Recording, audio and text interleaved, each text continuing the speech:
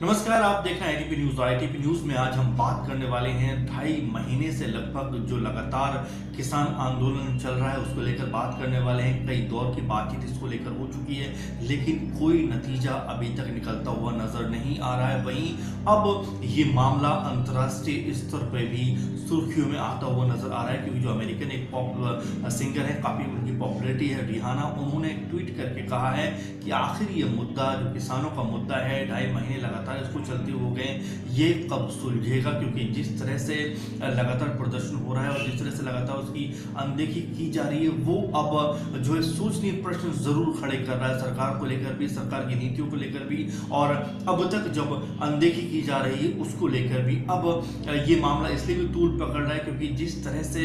दिल्ली के बॉर्डर को सील किया गया है, जिस तरह से लगातार कील लगाई गई है, लगातार जो बैरिकेड है उनको कई कई लेयर में लगा दिया गया है, यानी कि एक तरीके से पूरी तरह से किलेबंदी कर दी गई है पूरे दिल्ली की। और ये अपने आप में एक बड़ी ही अजीबोगरीब चीज है कि अब दिल्ली जो हम सुनते थे कि दूर है, क्या वो दूर करने की कोशिश की जा रही है। और जिस तरह से गवर्नमेंट लगातार रुख अपना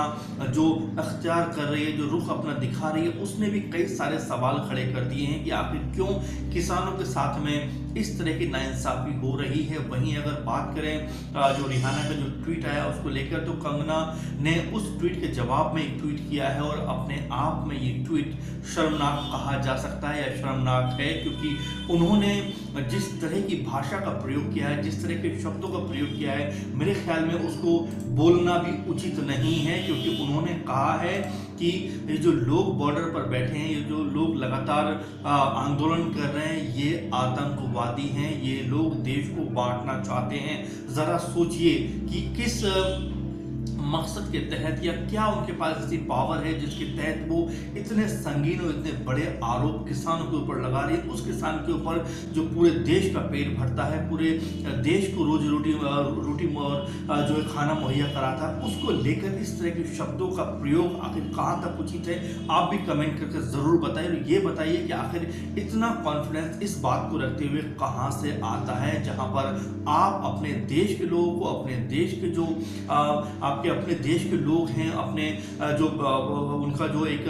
आने अपनी किसानों की नीतियां हैं, जो कृषि कानून पास हुआ उसको लेकर जो उनका एक विरोध है वो कर रहे हैं, तो उसको लेकर आप इस तरह के संगीन और गैर जिम्मेदारी वाले आरोप लगा देते हो। आखिर इनका मकसद क्या है, ये जरूर कंगना से पूछा जाना चाहिए, क्योंकि जिस तरह से उन्होंने बात कही है और जिस तरह से उन्होंने अपनी बात रखी है, वो अपने आप में बेहद हैरान करने वाला है, बेहद शर्मनाक है कि आप अपने ही देश के जो किसान हैं उनको आप आतंकवादी जैसे तंगों से नवाजते हो, आतंकवादी जैसे शब्द उनके लिए करते हो। मेरे ख्याल में हमारे लिए भी ये बहुत सोचनीय बात है कि हम अपने देश के लोगों को, यदि वो किसी बात पर उनका कोई मतभेद है, कोई बात को वो अपने रखना चाहते हैं आंदोलन के जरिए, अगर हम देखें, अगर 26 जनवरी का एक मामला निकाल दें, तो 2 महीने से जिस तरह से किसानों ने शांतिपूर्वक आंदोलन किया है वो अपने आप में मिसाल है। और कुल मिलाकर अब जब इस तरह के शब्दों का प्रयोग एक जानी मानी अभिनेत्री की तरफ से होते हैं, तो ये अपने आप में कई तरह के सवाल खड़े कर देते हैं कि आखिर उनको इतने जो है खराब शब्दों को कहने की हिम्मत कहां से आती है। तो आप भी कमेंट करके जरूर बताइए कि जिस तरह से कंगना ने अपनी जो